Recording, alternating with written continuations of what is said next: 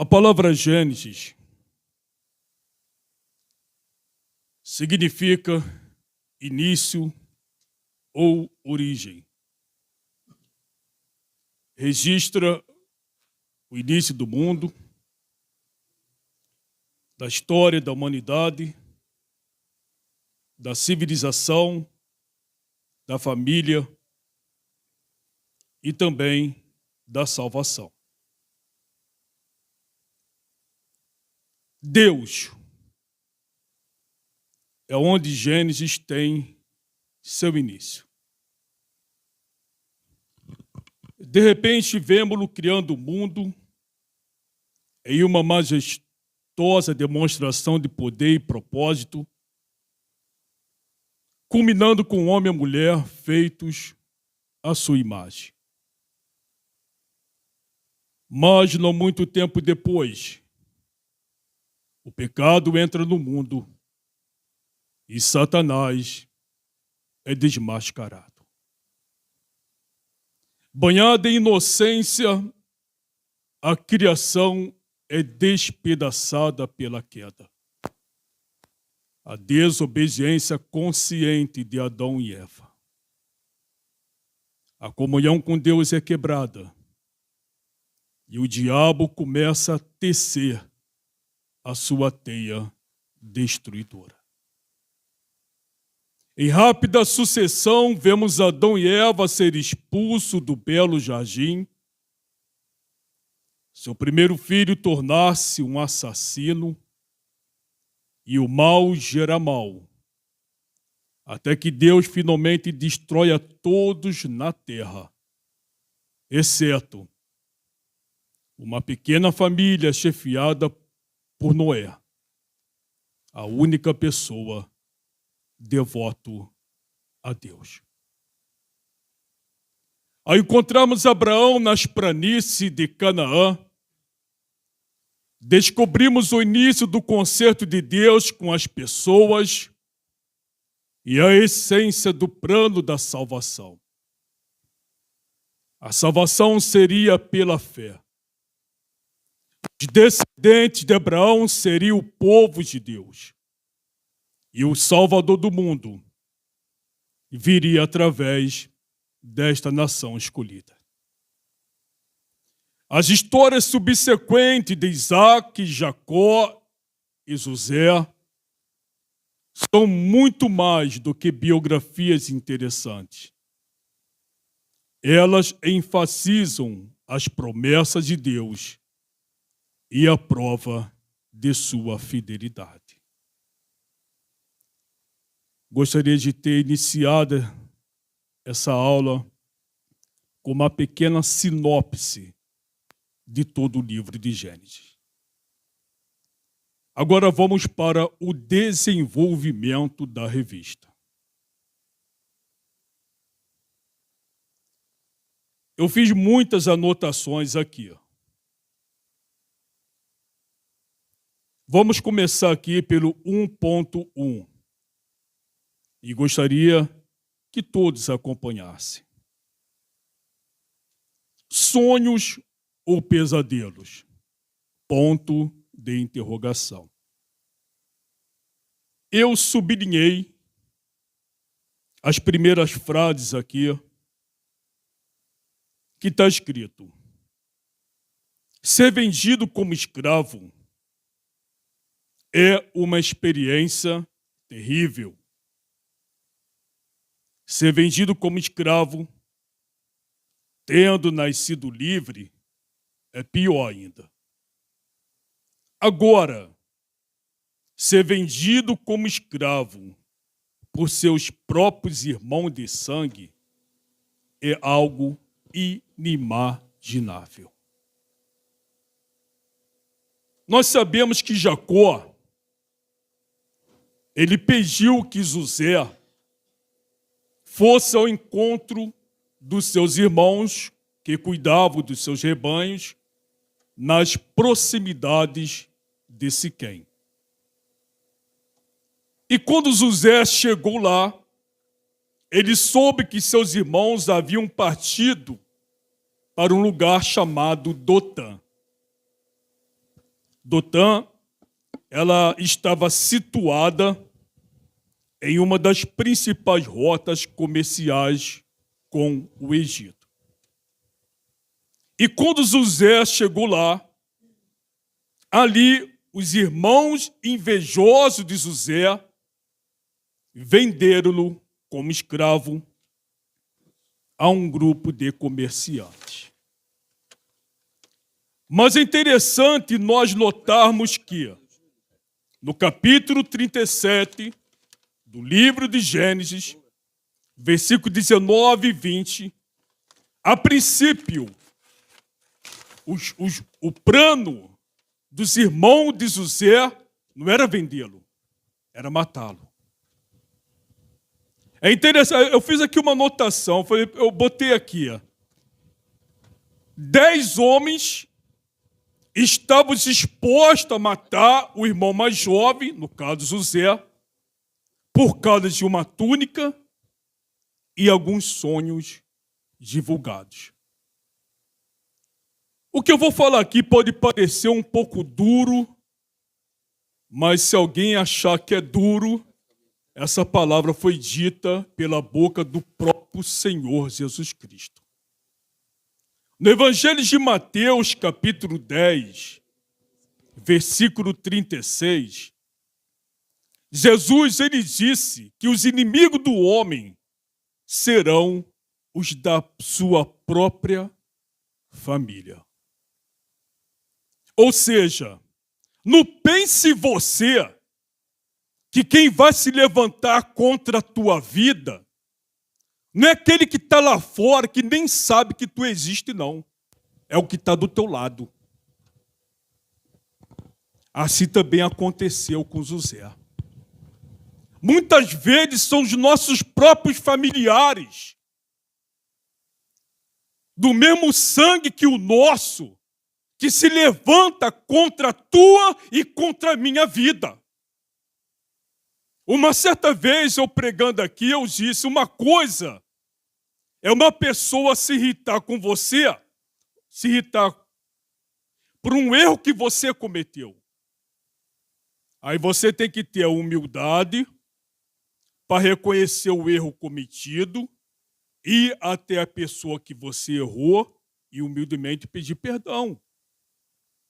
Agora, outra coisa é você ver pessoas que estão do teu lado, pessoas que um dia você confiou no amor que elas pregavam, pessoas que um dia você acreditou no evangelho que elas pregavam e se levantam contra a tua vida. E essas pessoas, muitas vezes, ela está do nosso lado. Interessante que, assim como José, ele foi odiado pelos seus irmãos, ao ponto que os seus irmãos desejaram matá-lo, isso também acontece conosco hoje. Eu converso muito com a minha esposa e falo interessante, Rose, que tudo o que nossos irmãos na Bíblia sofreram, nós também sofremos a mesma coisa. A única coisa que muda é o ambiente, o local. Estamos vivendo uma outra época, mas a perseguição é a mesma. E é interessante que aqui no ponto 1, fala aqui, ser comprado como um objeto e passado de mão em mão de estranhos deveria lhe trazer traumas inapagáveis. Existe o trauma físico e existe o trauma psicológico, também chamado de trauma emocional, que eu acredito que é pior do que o trauma físico. O trauma físico, ele pode até causar dor por algum tempo, mas depois passa. Mas o psicológico pode levar anos ou a vida inteira. Você sabia disso? Eu coloquei aqui, o trauma psicológico, e uma resposta emocional a um evento que deixou feridas na memória, deixando uma marca duradoura na mente do indivíduo. Na verdade, o trauma é uma defesa. Porque quando você é tratado de maneira desonesta, de maneira maldosa, de maneira injusta, isso pode causar um trauma na tua vida, ao ponto que você até se afasta daquela pessoa com medo. O trauma, ele gera um medo, ele gera uma defesa. Eu fico imaginando como é que foi difícil a vida de José. Imagina ele ser vendido pelos seus próprios irmãos, pela sua própria família.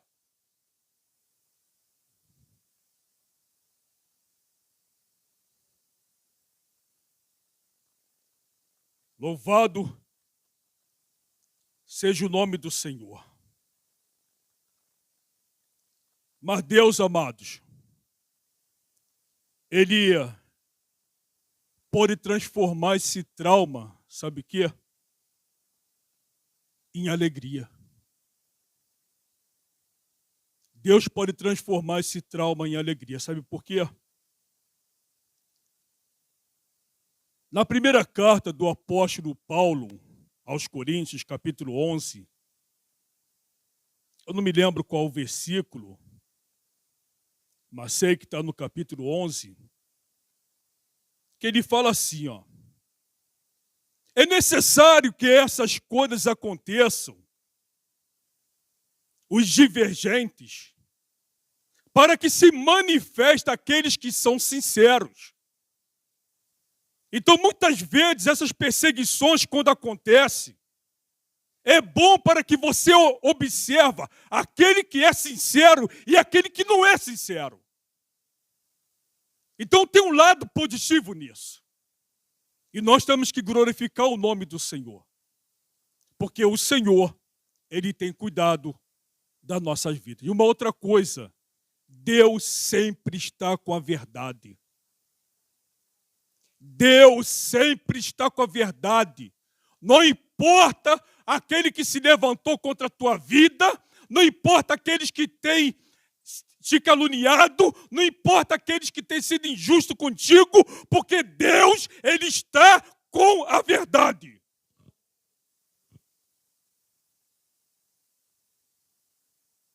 Ponto 2.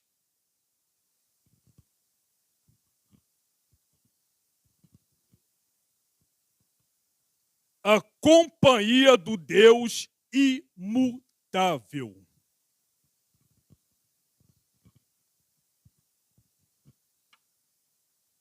Aí aqui embaixo está escrito: deixamos de nós certificar o mais importante, se Deus está conosco.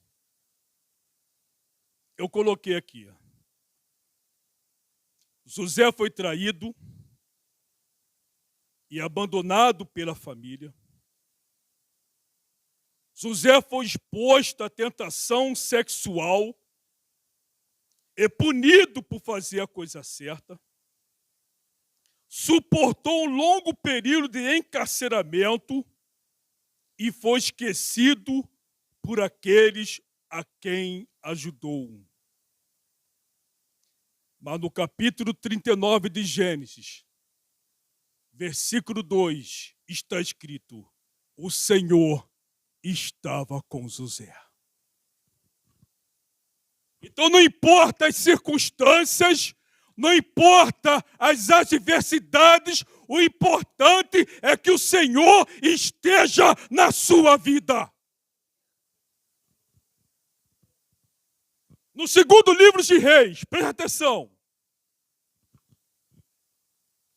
A partir do versículo 8. Isso aqui que eu vou falar é muito forte. O texto sagrado diz que a Síria estava em guerra contra Israel.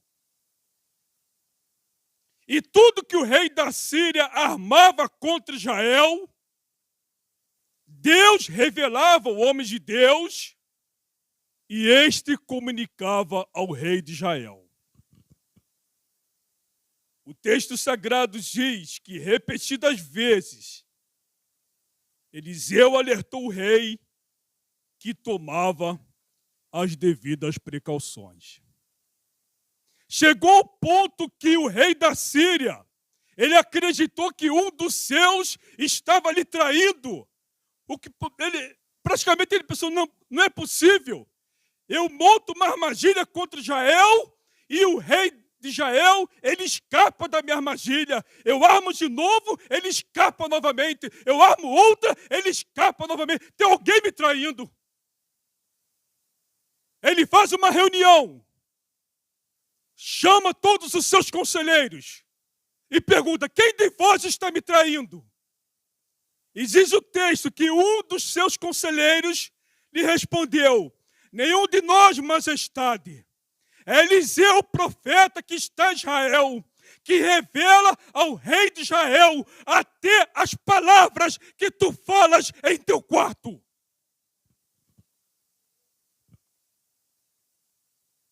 Deixa eu falar uma coisa aqui para você. Esse mesmo Deus que revelava as armadilhas do rei da Síria contra seu povo, ele também revela a você, aqueles que estão se levantando contra a tua vida. Ele não mudou. Eu estou falando aqui uma grande verdade. Da mesma forma que o rei da Síria planejava contra o povo de Israel, e Deus revelava o rei de Israel através do seu profeta, da mesma forma Deus faz hoje contigo e também faz hoje com a minha vida. Aquele que se levanta contra a tua vida, aquele que está planejando contra o mal contra a tua vida, Deus, ele vai se revelar. Mas não para você ficar irado não, tá, irmão? Para ele revelar, ele tem que saber que teu coração é puro. Se o teu coração for puro, ele vai se revelar o que os teus inimigos estão planejando contra a tua vida. Para que você possa interceder por eles. Agora, se ele se vê que teu coração é propício a ficar com ira, ele não vai se revelar. É um mistério. Então, o mais importante, meus irmãos, é a companhia do Deus imutável em nossas vidas. Eu reconheço que a vida cristã, ela está situada num campo de batalha, mas o cristão está do lado do vencedor.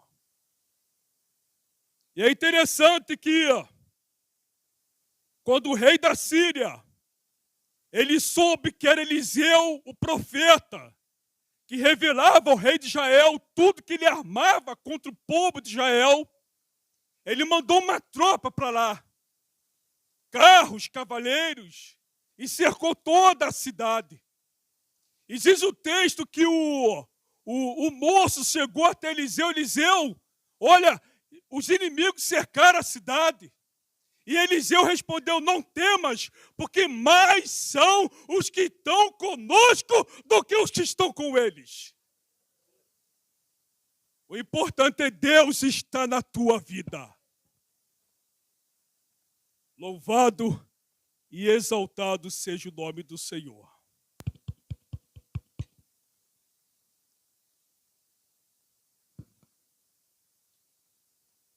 Ponto 3.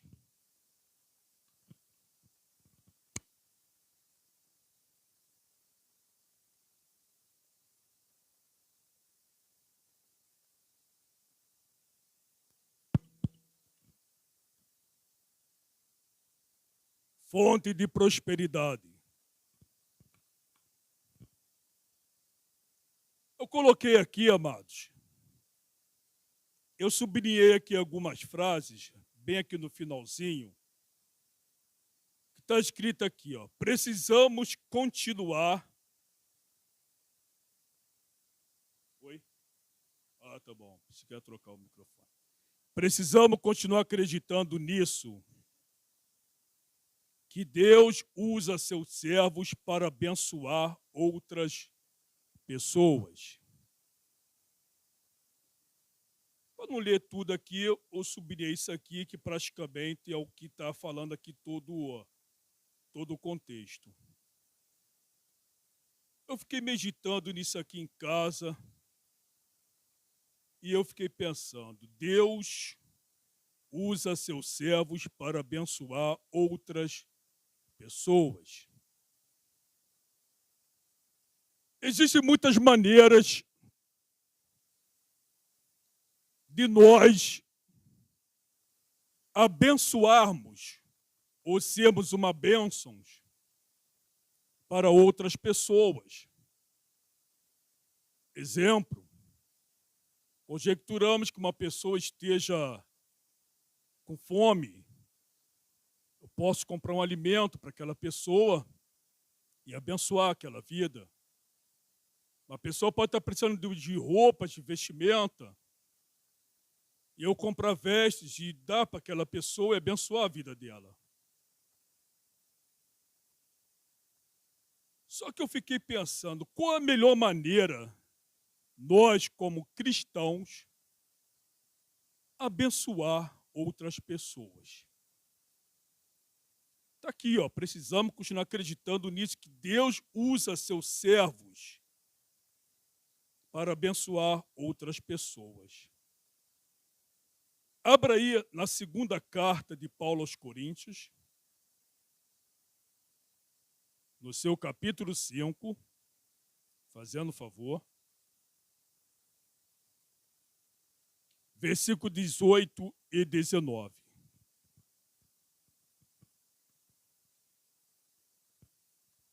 Há muitas formas de nós abençoarmos outras pessoas, mas a melhor forma de você abençoar vidas é você pregando o Evangelho de Jesus Cristo.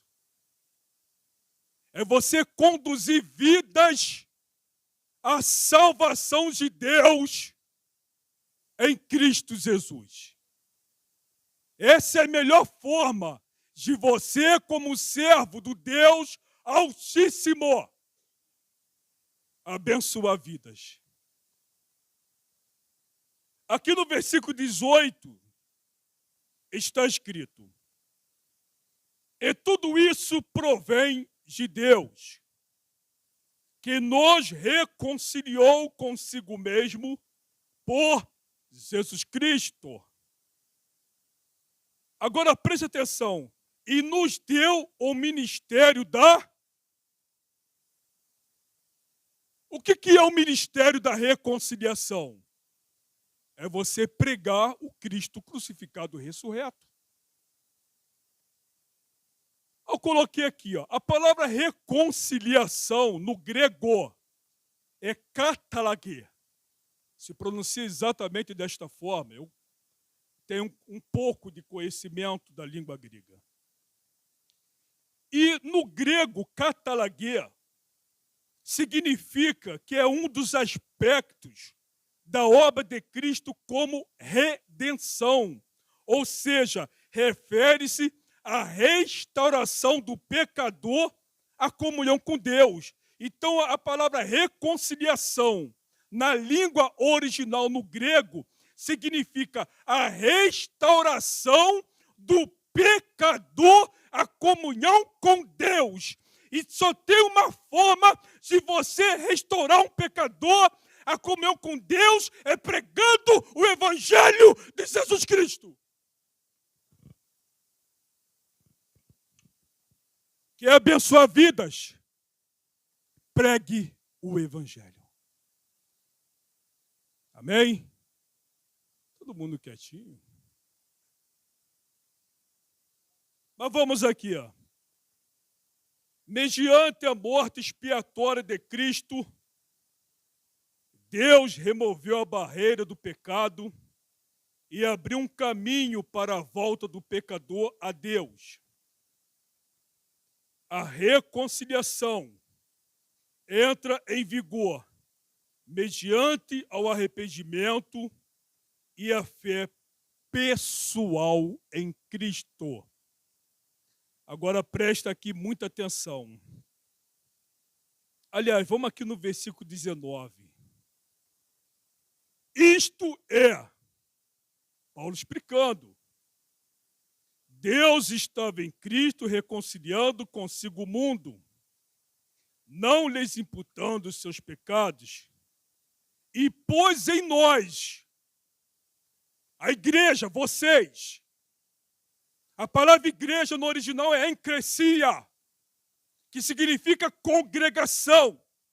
Vocês são a igreja do Deus vivo. Eu costumo dizer aqui que nós, individualmente, nós somos o templo de Deus, mas unidos somos o corpo de Cristo. É por isso que nós não podemos deixar as nossas congregações como é costume de muitos. Porque nós unidos aqui somos um corpo. Se você arrancar um dedo do teu corpo, ele vai apodrecer e morrer. Amém? Então vamos lá. A igreja recebeu de Deus. Isso aqui é forte, hein? A igreja, vocês, receberam de Deus o ministério da reconciliação. E o que é o ministério da reconciliação, irmão Marcelo? É conclamar todas as pessoas a se reconciliarem com Deus. Então, quer abençoar vidas? Pregue o Evangelho de Jesus Cristo. No Evangelho de Mateus, capítulo 28, versículo 16, 17, 18, 19 e 20, está escrito: e os 11 discípulos partiram para a Galileia, para o monte que Jesus lhes tinha designado. E quando o viram, o adoraram, mas alguns duvidaram.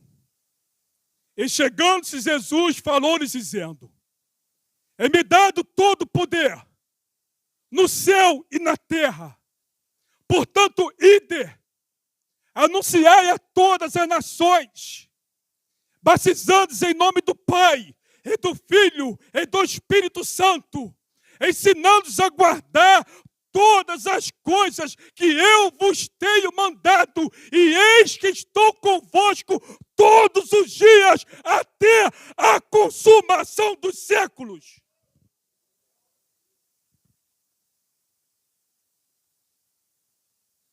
Jesus é o Senhor de toda a terra. Ele morreu pelos pecados dos povos de todas as nações. Assim, devemos ir e conquistar novos discípulos, seja em nossa vizinhança ou em outro país. Evangelizar não é uma opção, mas uma obrigação de todos que chamam Jesus de Senhor. Nem todos somos evangelistas no sentido formal desta palavra, mas todos recebemos os dons necessários para ajudar a realizar essa grande obra. E ao obedecermos, temos o conforto de saber que Jesus estará sempre conosco. Quem pode dar glória a Deus? Deixando todo mundo quietinho, então acho que a aula não está boa, não é possível. Vou beber uma aguinha aqui.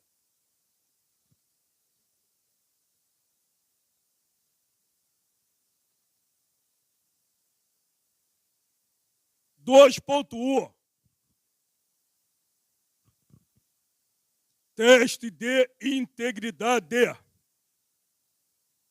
Eu não sou bobo, né?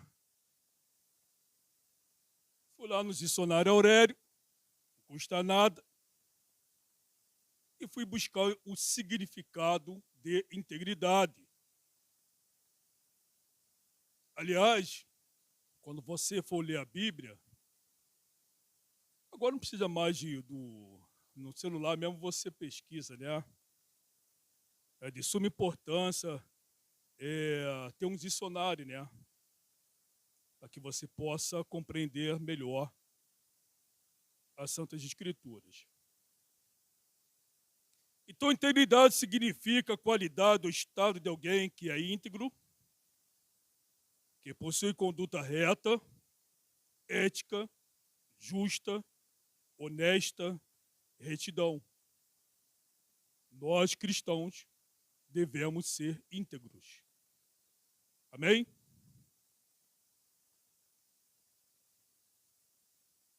José era íntegro.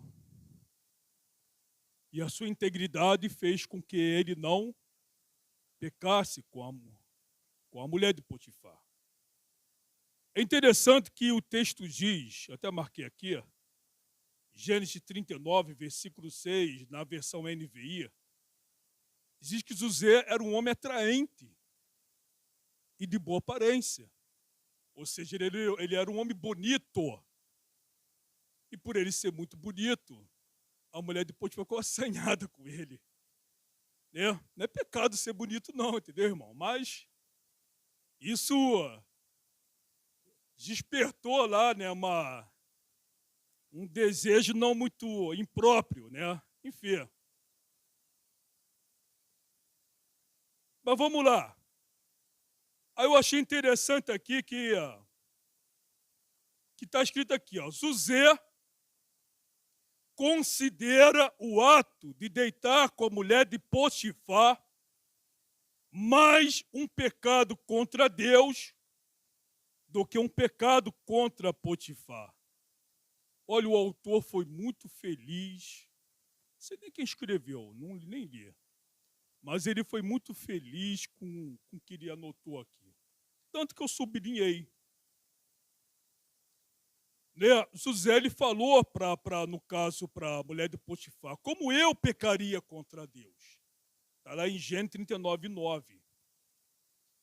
Aí eu anotei aqui, todo pecado, presta atenção, todo pecado, inclusive o pecado contra a integridade do casamento, isto é, o adultério, é, sobretudo, um pecado contra Deus. Então, todo pecado, inclusive a integridade do casamento, contra a integridade do casamento, que é o adultério, é sobretudo um pecado contra Deus.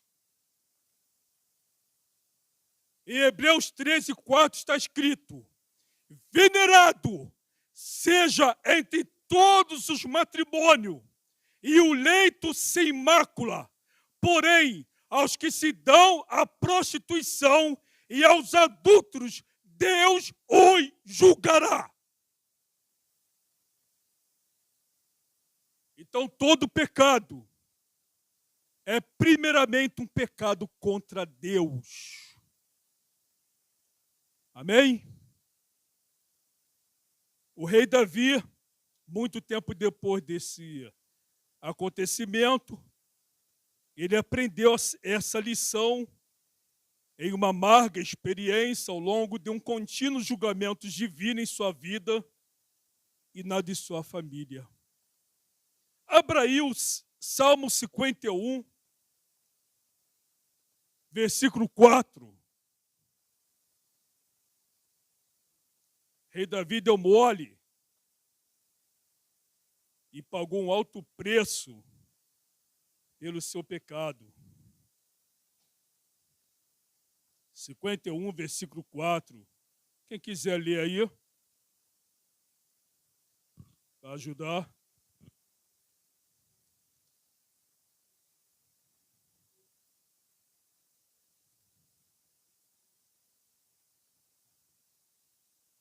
Amém. O Salmo 51, para quem não sabe, é uma confissão de Davi ao seu pecado, aonde ele suplica e roga a Deus o perdão e para que renovasse nele um espírito reto. Contra ti somente pequei, e fiz o que a teus olhos é mal, para que sejam justificados quando falares, e puro quando julgares. Uma certa vez, irmãos, eu preguei aqui, 2 Reis, capítulo 7, versículo 14, que fala: se meu povo, que se chama pelo meu nome, se humilhar e orar e buscar minha face e se converter dos seus maus caminhos, então eu ouvirei dos céus, perdoarei os seus pecados e sararei a sua terra. Se humilhar significa ter humildade para reconhecer os erros e pecados cometidos. E tem muitos que nessa primeira condição para o perdão tropeçam, porque não têm humildade para reconhecer os erros e os pecados cometidos, tanto para com Deus como para o seu próximo. Eu conheço pessoas que se declaram seguidores de Cristo, que não têm mais um pingo de vergonha na cara de demonstrar ódio e desprezo pelo seu próximo. Isso é verdade, irmãos. Pessoas que se declaram mesmo seguidores de Cristo. Crentes que xingam palavrões. Olha, eu fico assombrado vendo isso. A Bíblia diz que a boca fala aquilo que o coração está cheio. Um crente xingando palavrão, o que está no coração desse homem ou dessa mulher? Então devemos ter humildade. Davi pecou feio. Deus não tirou as consequências do seu pecado, mas devido à sua humildade, o Senhor o perdoou. Amém? Graças a Deus.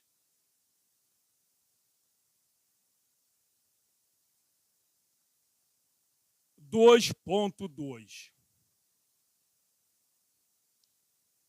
Teste de resistência. Aqui está querendo dizer, irmãos, para facilitar aqui, ó, que mesmo você agindo com integridade, Satanás vai continuar tentando te derrubar. É isso que está querendo dizer aqui. Correto? Aí, eu fiz aqui como posso dizer aqui? Me fugiu a palavra. Eu coloquei aqui, ó, o que está disponível, viver aqui, o que está disponível a nós, a mim e a você, como igreja de Jesus Cristo, para que nós possamos resistir o pecado, resistir o mal. Eu fui praticamente aqui, ó, em vez de eu procurei desenvolver esse texto, colocando aqui o que a Bíblia Sagrada nos revela que está disponível a nós para não pecarmos contra o Senhor. Aí eu notei aqui a graça de Deus, o sangue de Jesus Cristo, a palavra de Deus, o poder do Espírito Santo que em nós habita, e mais ainda, a intercessão celestial de Cristo Jesus no céu, a nosso favor, como nosso eterno sumo sacerdote, segundo a ordem de Melquisedeque, que nos proporciona poder suficiente para a guerra contra o pecado e contra as hostes espirituais da maldade.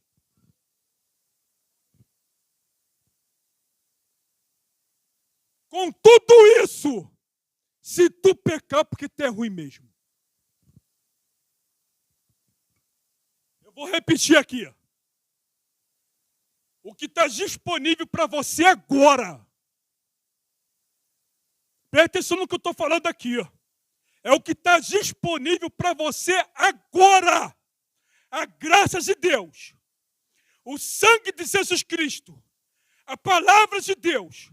O poder do Espírito Santo que em você habita. E mais a intercessão celestial de Jesus Cristo no céu. Como seu eterno sumo sacerdote.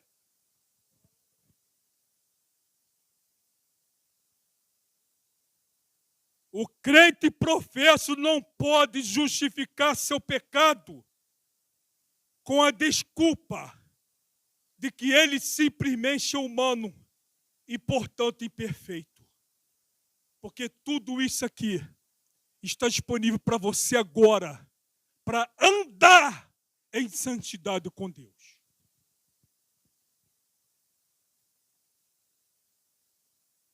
Em Gênesis capítulo 5, versículo 23 e 24, está escrito: Enoque viveu 365 anos andando em comunhão com Deus, até que desapareceu, porque Deus o levou para junto de si.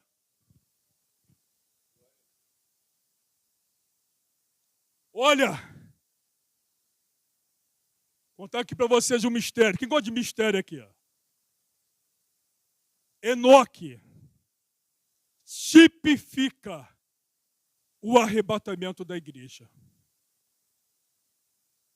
Enoque foi trasladado porque ele andava em comunhão com Deus. Se você quer ser arrebatado, ande em comunhão com Deus. Tem que andar em santidade com Deus. Crente que xinga palavrão. Crente que passa a perna nos outros. Crente sem de ranger de dentes. Esse não está andando em comunhão com Deus. E vou falar uma coisa, irmãos. Eu leio, eu estudo, eu pesquiso tudo.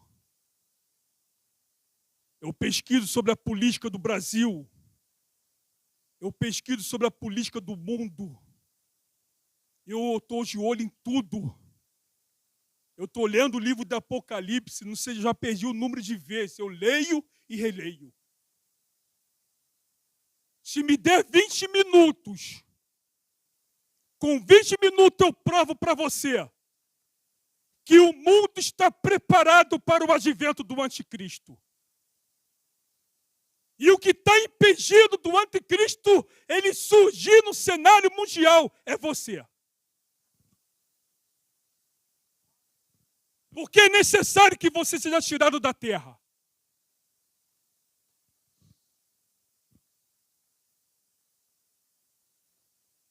Existe fortemente a presença do Senhor. É necessário que primeiro você seja tirado da terra. Mas também é necessário que você ande em comunhão com Deus.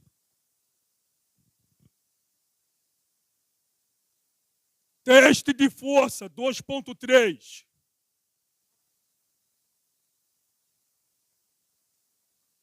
Perdão. Vamos voltar aqui para o 2.2. Porque o 2.3, ele é tão fácil. Ele é tão simples. Que se eu perguntar, vocês vão responder. É muito simples, mas é porque quando eu li aqui o diabo, no 2.2, logo no início, nunca pode ser convencido. Aí eu abri aqui um parênteses, não tem nada a ver com o texto aqui, mas eu abri um parênteses. É até 10h30, né, pastor? Então tem tempo aqui.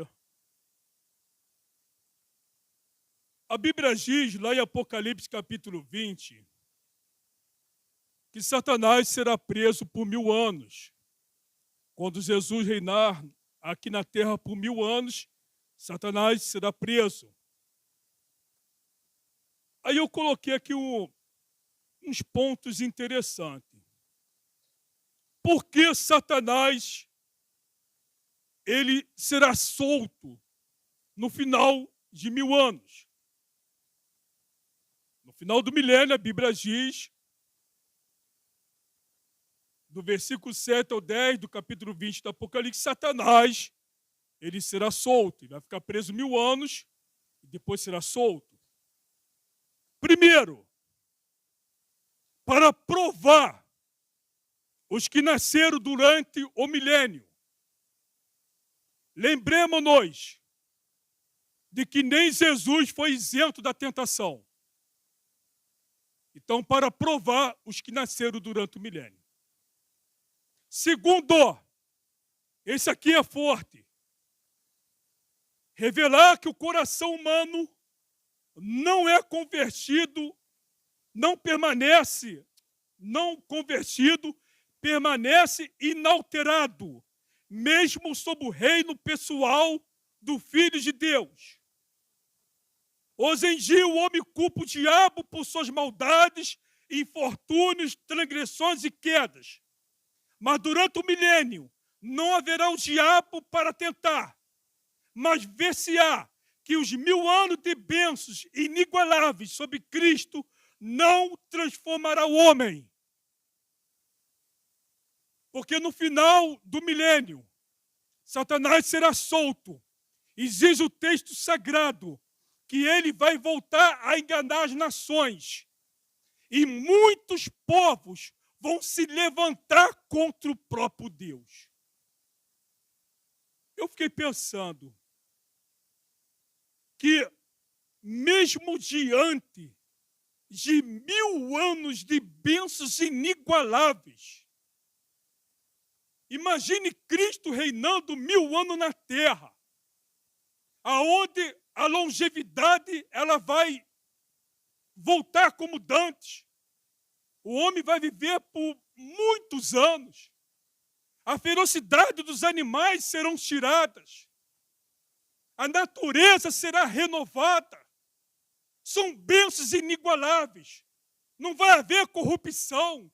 Não vai haver injustiça. E mesmo com todas essas bênçãos inigualáveis, o homem pecará novamente contra o Senhor. E hoje, irmão, não é diferente. Continua a mesma coisa. Quantos aí, como acabei de dizer aqui, que se declaram seguidores de Cristo, porém permanece com o coração inalterado. Aí eu botei aqui, o problema não é de ambiente, é de coração. E terceiro, por último, para demonstrar que Satanás ele é totalmente incorrigível. Eu me lembro que lá no princípio da minha fé, eu vi as pessoas perguntando por que o diabo não tem perdão? Deus perdoa o homem, mas por que o diabo não tem perdão? Está aqui, 1000 anos preso. Até com o diabo Deus é justo. 1000 anos preso e ele vai ser solto e voltar a cometer as mesmas maldades. Ou seja, ele é irreconciliável. E você sabia que tem muitas pessoas que também hoje são irreconciliáveis? Não há reconciliação. Nem para com Deus, nem para com o homem.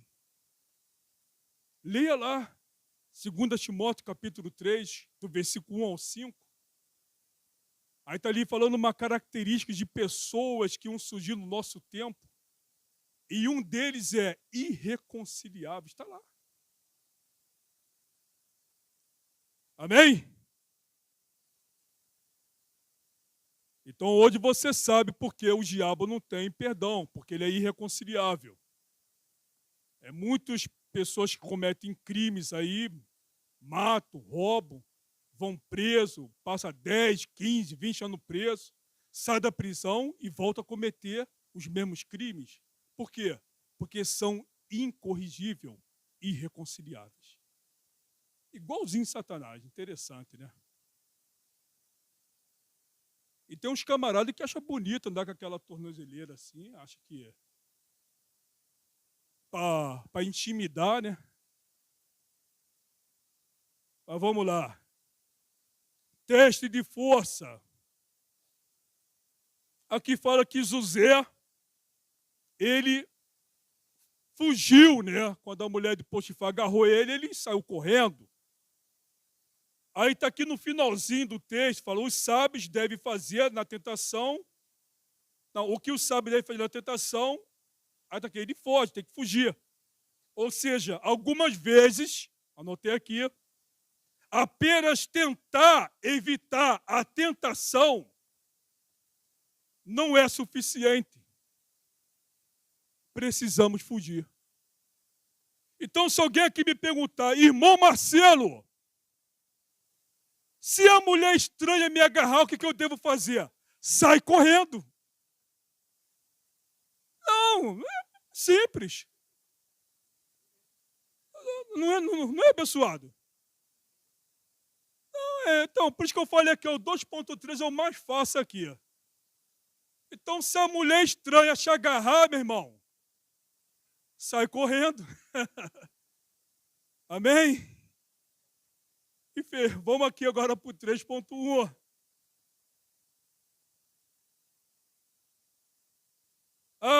Um detalhe aqui, agora eu já passei, deixa.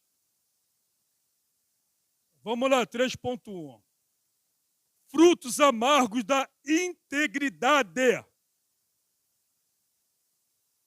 Se engana aquele que pensa que ser íntegro não lhe trará dores e que toda a fidelidade renderá recompensas maravilhosas. Nem toda vitória no teste da integridade traz um prêmio imediato. Realmente, irmãos, muitas vezes nós fazemos o que é certo, a gente paga um preço por sermos íntegros. No Salmo 15, versículo 4, da parte B, numa versão que eu tirei da Bíblia hebraica, diz assim, ó, que mantém a verdade, mesmo quando sai prejudicado. Ou seja, nós devemos manter a verdade, nós devemos manter a nossa integridade, mesmo quando sai prejudicado. Porque lá na frente, Deus, ele vai se recompensar. Quando eu estava estudando na ETAG, tinha um irmão lá que, conversando com ele, né? Aí ele comentou que ele trabalhava numa loja de fast food.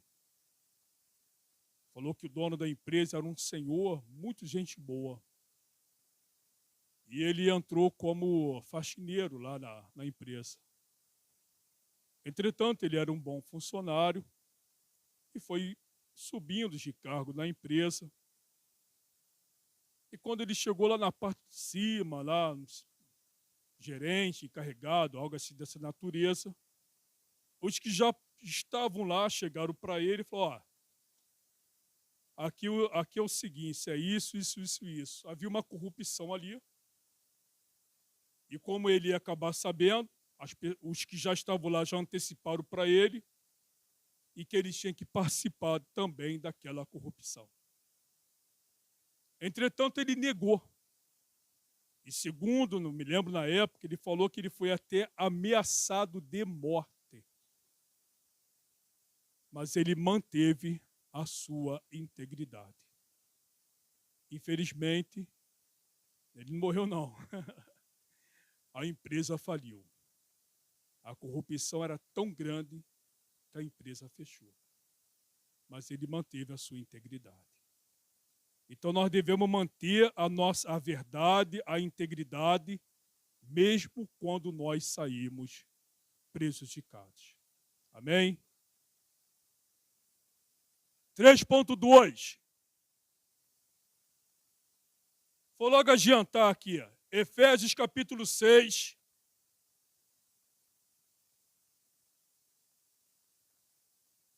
Não tem para onde correr. É isso mesmo. Efésios capítulo 6. Versículo 5 ao 8, né? 5. Efésios capítulo 6.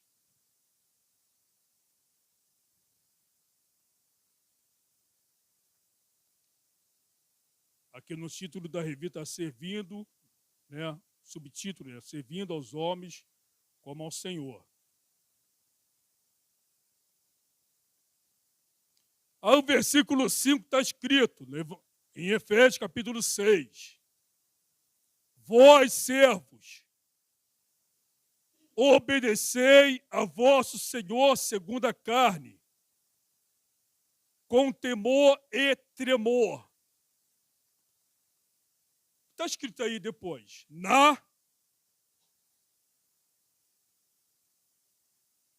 sinceridade de vosso coração. Deixa eu falar aqui uma coisa para vocês, meus irmãos. Deus, Ele sempre olhou a intenção do coração do homem.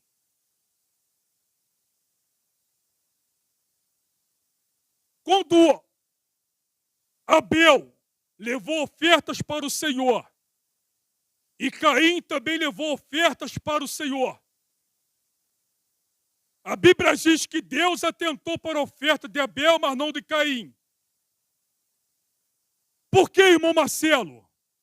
Porque o coração de Caim era mau.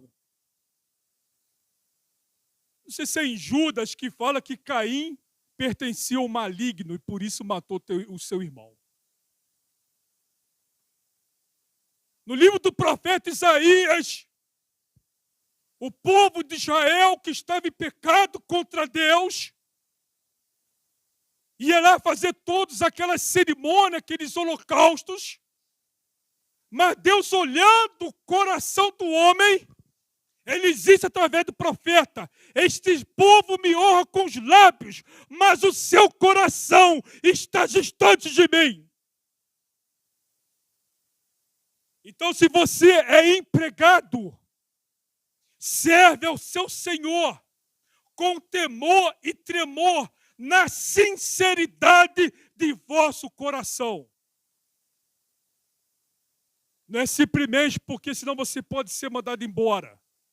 É com sinceridade de coração, como servindo ao próprio Senhor. Da mesma forma, os empregadores, o patrão, também está escrito aqui, ó. E vós, senhores, fazei o mesmo para com eles, deixando as ameaças, sabendo também que o Senhor deles é vosso, está no céu, e que para com ele não há acepção de pessoas. Então, se você aqui é patrão, também trata os seus empregados com justiça e sinceridade de coração, porque isso agrada ao Senhor. Até, eu costumo dizer, irmãos, que até um aperto de mão, se não for com sinceridade de coração, é pecado. A pessoa pode até receber, mas Deus, que conhece o teu interior, sabe que você está agindo com falsidade.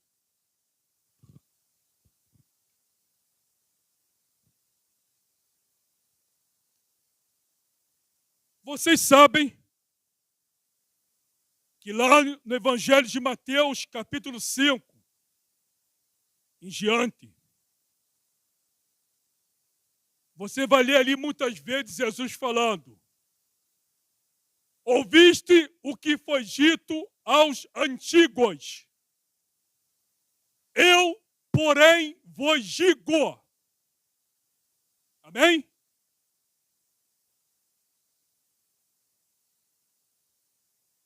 O que Jesus estava ensinando quando ele disse, eu, porém, vos digo? Ele não estava anulando mandamentos de Deus, nem acrescentando algo. A graça, ela não é uma PEC. Alguém aqui sabe o que é uma PEC? É uma proposta de emenda constitucional. Amém? Então a graça, ela não é uma PEC. Jesus não estava acrescentando uma nova lei. E muito menos anulando a lei. Ele estava simplesmente oferecendo uma compreensão completa da palavra de Deus. Ele estava falando para aquelas pessoas que achavam que o pecado era somente cometido contra Deus quando a pessoa de fato praticava o assassino, o adultério. Aí ele falou, não é isso não. Deus, ele olha a intenção do teu coração. Mesmo que você não pratica, mas você desejou a mulher, você já está cometendo adultério. Você pode não ter matado aquela pessoa, mas se você tem ira contra ela e deseja a morte dela, você já cometeu o assassinato perante Deus.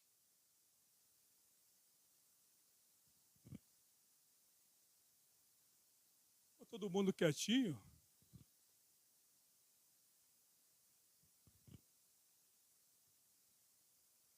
Jesus apenas estava ali oferecendo a todas aquelas pessoas e a nós também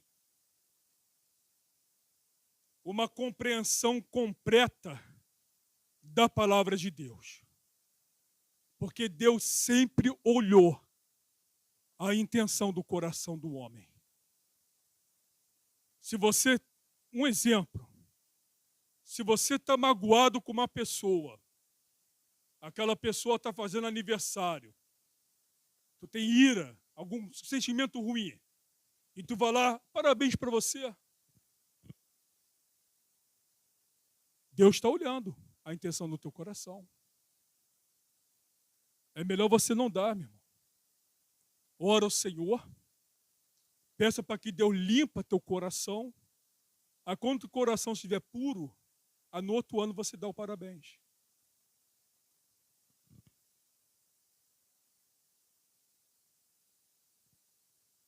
Amém? A visão espiritual da tribulação.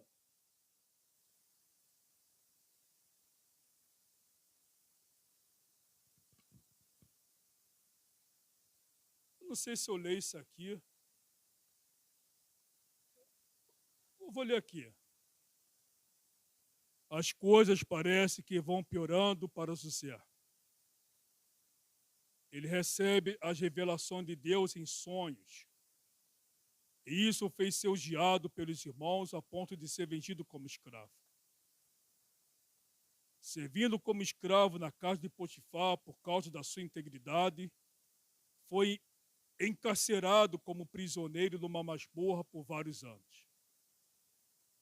Mas não é isso. É lá que ele vai ganhar a simpatia do carcereiro. E passa a ser responsável pelos prisioneiros da guarda.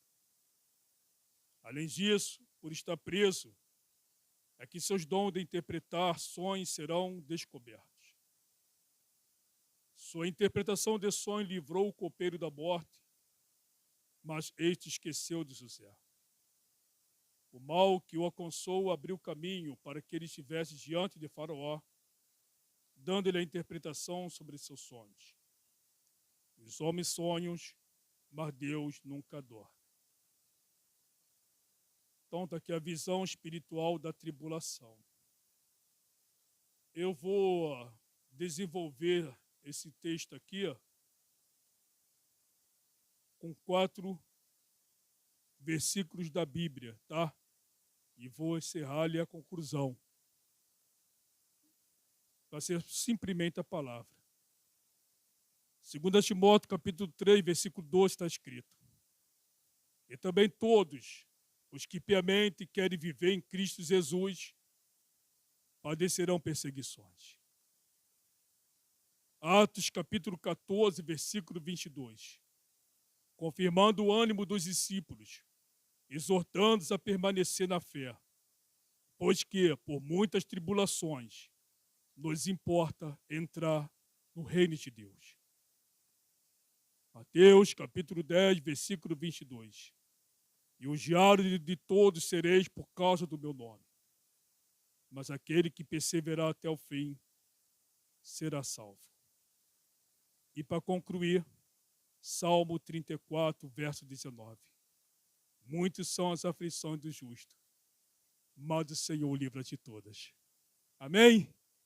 Então, que Deus abençoe a todos e obrigado em nome de Jesus.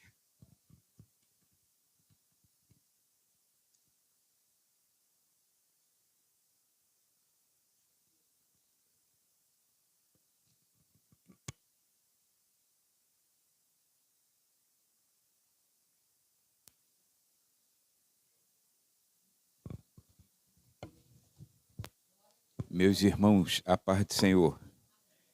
Que boa palavra, né? Nós estamos estudando e eu quero agradecer aqui o presbítero Marcelo Sueiro, que aceitou o convite, né? Esse é um convite que nós fazemos de alguns obreiros que desejam ministrar uma lição. Então ele se aplicou para isso e foi muito bem sucedido em trazer esse conhecimento a nós. E nós estamos felizes nesta manhã por estarmos estudando esta lição e quase concluindo. A lição de hoje, na verdade, ela é uma complementação da lição passada, que nós começamos a falar sobre José. Quando ele ainda jovenzinho na sua casa, passou por todas aquelas problemáticas, né? De ter sido filho predileto, o que salientamos até que os pais não podem ter filhos prediletos, tá? Deus não tem filhos prediletos, até para nos dar exemplo. Ele não tem. Deus ama a todos de igual maneira, todos os filhos, né? E não tem o queridinho de Deus. Tem algumas pessoas que acham que elas são queridinhas de Deus, né? Não, Deus não tem filhos prediletos. Ele ama a todos de igual maneira. Ele ama todas as pessoas da mesma forma. Na verdade, nós colhemos aquilo que plantamos. As nossas decisões, as nossas tomadas de decisões fazem-nos ser prósperos ou não. Mas a bênção de Deus, como ele disse aqui, está disponível. A graça de Deus, o sangue do Cordeiro, está tudo disponível para nós, irmão. Todos nós. Tem pessoas que usam os recursos que Deus disponibiliza e tem pessoas que não usam. Essa é a diferença. Tem pessoas que usam e tem pessoas que não usam. E esta lição de hoje nos trouxe muitos ensinamentos, principalmente relacionados a essa questão do nosso cotidiano, daquilo que faz o andamento do plano de Deus, que, infelizmente, tem pessoas que elas acham que, como você tem um plano de Deus, Deus te deu uma revelação, uma visão do que há de acontecer, de onde você estará no futuro, você acha que tudo tem que dar certinho, de conformidade com os teus pensamentos.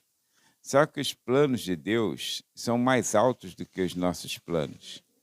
A vontade de Deus, irmãos, ela é superior à vontade do ser humano. Então, nós temos um caminho que eu gostaria de traçar para mim. A gente sempre procura o caminho mais fácil, mas Deus ele gosta de andar por caminhos difíceis. Ele é diferente de nós.